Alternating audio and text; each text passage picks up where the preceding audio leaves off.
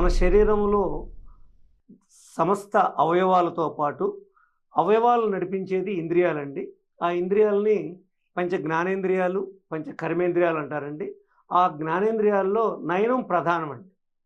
ఎందుకనగా కంటి గురించి మనందరికీ తెలిసిందే. గత కొన్ని వేల సంవత్సరాలుగా నేత్రం గురించి ఇంపార్టెన్స్ ఇస్తున్నారండి. అటువంటిది కొన్ని సంవత్సరాల నుంచి, కొన్ని వేల సంవత్సరాల నుండి కూడా ఈ రోజున అప్డేటెడ్ వర్షన్ ఆఫ్థాల్మాలజీలో, అంటే కంటి జబ్బుల్లో జరిగినంత ఇంకా ఏ శాస్త్రంలో కూడా జరగలేదు.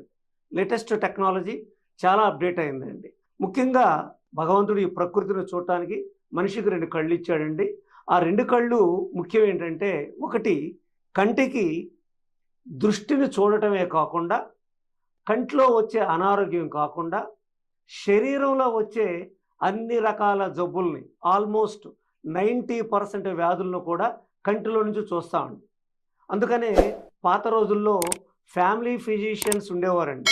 వారు పేషెంట్ వెళ్ళంగానే ముఖం చూసేవాళ్ళు, కన్నుని ఇలా చూసేవాళ్ళు, ఇలా చూసేవాళ్ళు, అలానే నాడి చూసేవాళ్ళు.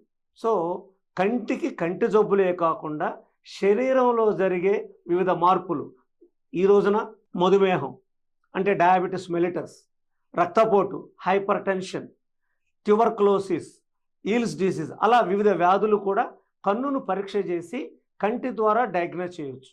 మనిషి యొక్క మానసిక సైకియాట్రిక్ డిస్టర్బెన్సెస్ కానీ, సైకలాజికల్ మార్పులను కూడా కంటి ద్వారా పరీక్ష చేయవచ్చు. అంటే కన్ను తను జబ్బులతో బాధపడటమే కాకుండా ఫిజిషియన్కి కానీ, సర్జన్కి కానీ, గైనకాలజిస్ట్కి కానీ వ్యాధులు వచ్చినప్పుడు శరీరంలో కంటిలో వచ్చే మార్పులను బట్టి మనకి వివిధ డాక్టర్లకి ఇన్ఫర్మేషన్ ఇస్తాం. అలాగనే సైకాలజిస్ట్ కూడా, సైకియాట్రిస్ట్ కూడా ఫస్ట్ బాడీలో ఏ మార్పు వస్తున్నా కానీ, బ్రెయిన్లో మార్పు వస్తున్నా కానీ, శరీర ఆలోచనలో మార్పు వస్తున్నా, మానసిక ఆలోచన మార్పు వస్తున్నా కంటిలో మార్పు వస్తుంది. ఆ విధంగా కన్ను మన శరీరంలో ముఖ్యమైన ఆర్గన్గా మిగిలిందండి.